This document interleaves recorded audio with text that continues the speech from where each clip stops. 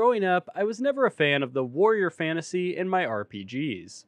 When compared to holy paladins, nefarious dark knights, and powerful mages, the warrior just seemed like a class that got really angry and decided to hit things. It almost didn't make sense. In fantasy worlds abound with mysterious and almost godlike forces made available to the player, why would I choose to play as average Joe number 237? All of this changed when I decided to try out Fury Warrior in World of Warcraft's last expansion. I discovered abilities like Charge, Heroic Leap, and Battle Cry. It only took a few dungeons and raid bosses before I started to realize the warrior's appeal.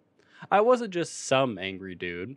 I was literally so angry I could channel that rage into furiously cutting down demons, undead, and gods alike. I also discovered the joy of Protection Warrior. My only other experience with tanking was on my Death Knight, and while I enjoyed that as well, there was something special about eating massive physical tank busters to the face that would have had my DK frantically spamming death strikes. By the end of Legion, I had a good idea of what I liked about warrior class fantasy. I liked feeling resilient, mobile, and able to dish out a ton of burst damage at the drop of a hat. I was so enamored with the archetype, I found myself rolling similar characters in other games, like the Berserker in Maple Story 2, or trying out Path of Exile's Gladiator much sooner than I would have before. My newfound love for this type of gameplay culminated in my favorite MMO, Final Fantasy XIV. Right off the bat, you begin your journey as a savage marauder, dealing impressive AoE damage with overpower, sundering your enemies' skulls, and having access to one of the best DPS cooldowns in the game, Berserk.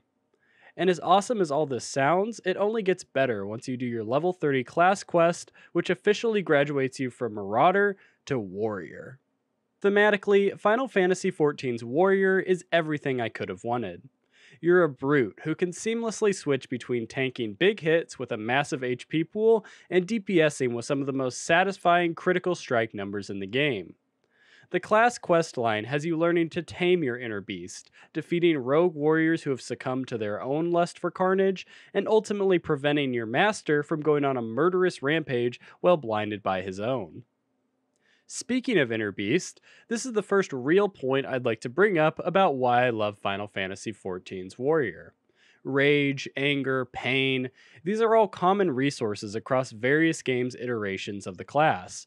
But in Final Fantasy, it's called Beast Gauge, and the way you spend this resource is interesting and varied depending on what you're doing.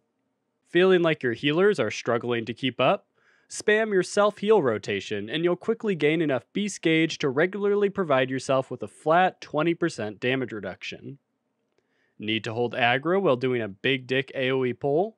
Steel Cyclone will do big damage, big heals, and look awesome as hell. Have some worthless Dragoon player in your party and need to pick up the slack? Press Inner Release, start using Fell Cleave, and watch your DPS climb to the top of the meter. I'm willing to concede that the gameplay involving building your beast gauge isn't the most interesting, but if anything, the fact that the warrior has a constant supply of raw fury at his disposal is thematically relevant and feels oh so right. Another cool aspect of the warrior is its two stances, Defiance and Deliverance. For those of you that don't know, stances are an integral part of the non-DPS roles in Final Fantasy XIV. Generally, they act as a short cooldown toggle that lets the player quickly switch in between doing more DPS or being more proficient at their role's intended purpose. No need to rebuild your character in a different way or teleport to a city to respec your talent tree. Just swap stances whenever you want to meet the demands of whatever content you're doing. As for our pal the warrior, you can probably imagine just how amazing it feels to freely switch between these stances as you make your way through questing, dungeons, and raids. Your tanking stance is called Defiance, and it raises maximum HP, threat generation, and HP recovery from healing. Additionally, this causes your primary beast gauge spenders to heal and provide flat damage reduction. Switching to Defiance doesn't make you an unbreakable wall, but it does make you feel like a beefy meat shield with access to enough self-sustain to let your healer focus on keeping your idiot DPS alive. Your DPS stance is called Deliverance, and it increases your damage dealt by 5%, as well as increasing your critical hit rate by up to 10%, depending on your beast gauge.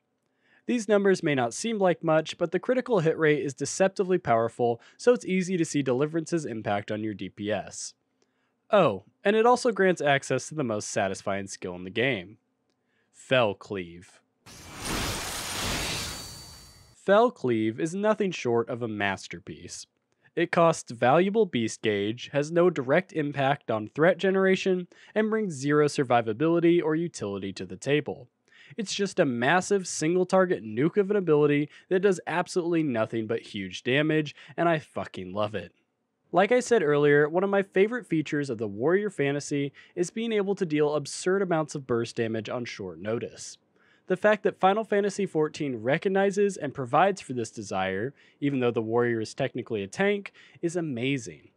In fact, when you take a step back and look at the overarching design of the class, you start to realize that the game doesn't just let you do damage, it's practically begging you to. Remember all those self-heals I've been talking about? Well, they aren't some limp dick percent of your max HP crap like Deathstrike Gaming over here.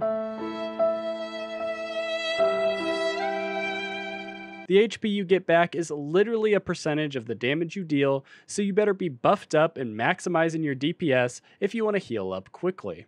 This carries over to your big DPS cooldown in a release.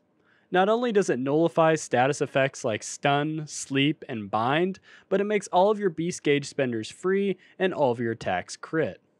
Again, whether you're in Defiance for huge heals or Deliverance for huge damage, the game is giving you every excuse to continue beating the crap out of your enemy. Even your defensive abilities reward aggressive gameplay, with cooldowns like Vengeance dealing thorn damage to all enemies that hit you, and Thrill of Battle increasing the damage of one of your smaller beast gauge spenders. At the end of the day, I'm more than comfortable saying Final Fantasy XIV's Warrior is my absolute favorite example of the class. It's thematically perfect, is great at both taking and dealing damage, and of course is absurdly fun to play. And because of all this, I'm happy to say that this warrior is a perfect example of design done right. This has been Nathan, thanks for watching, and I hope you have a great rest of your day. Thank you! Oh hey guys, this is the part of the video that I haven't been able to do for a while because I haven't made a video. So I'm sorry about that. I was kind of busy with life.